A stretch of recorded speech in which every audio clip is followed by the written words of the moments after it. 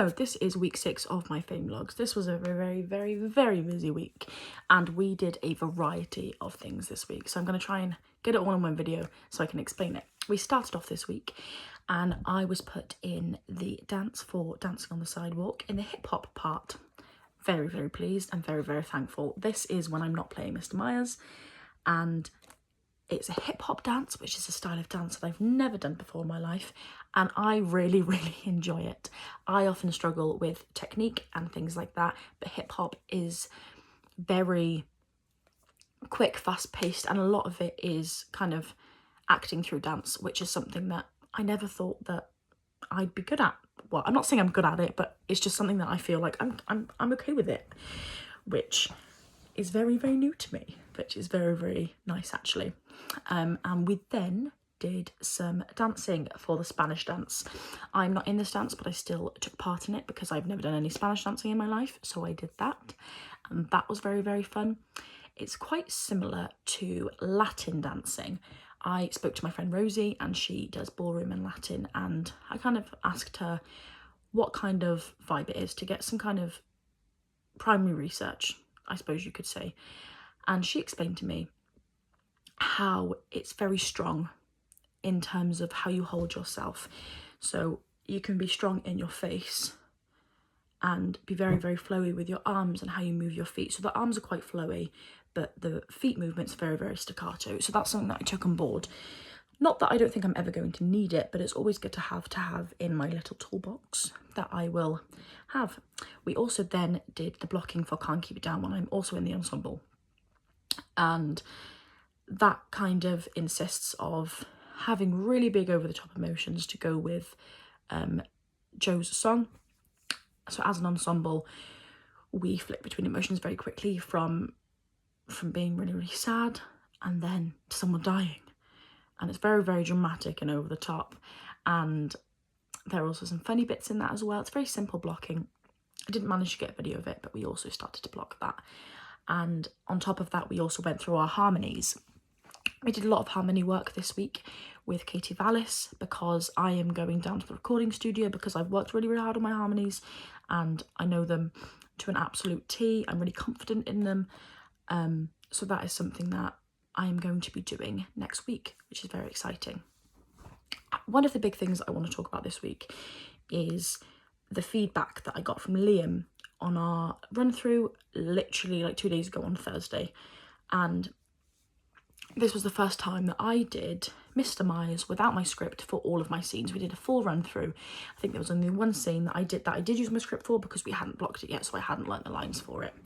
And one of the scenes which I felt went really well was the scene for Can't Keep It Down. That's the scene where I have the most lines, and it went really well because of all of the effort that I put in with my research and all of my what ifs and all of my exercises that I've been doing in my own time made it very easier and so much more natural than it would just be, oh God, I can't get my words out, than it would just be if I was relying on my instinct.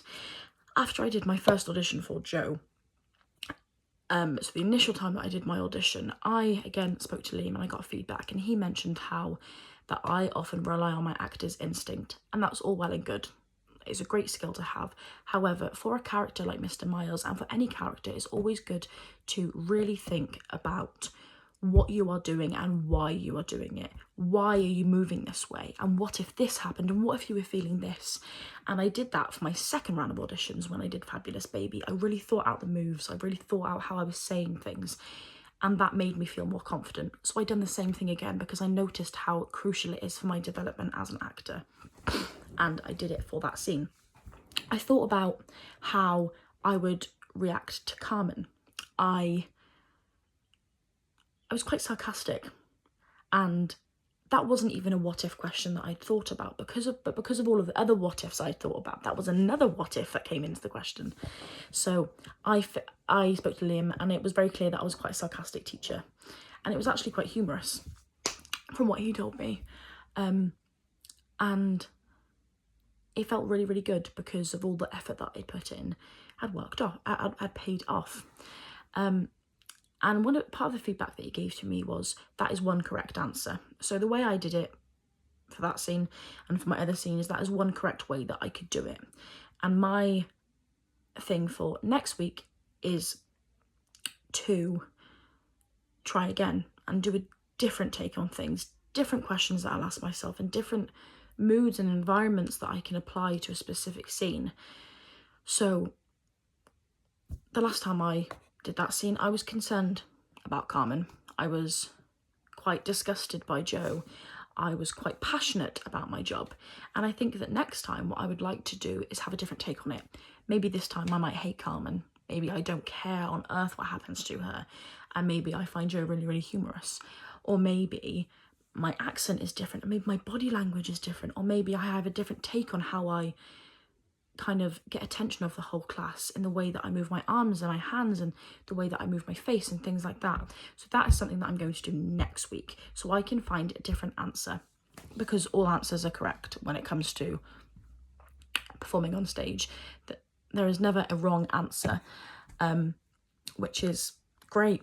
But that worked really, really well. And I also spoke about last week how I wanted to again have different takes on my relationship with Carmen, and that is what I feel like I achieved this week. So being able to say that I said I was going to do something and then actually doing it has worked really, really well in my favour, and I feel confident in my character.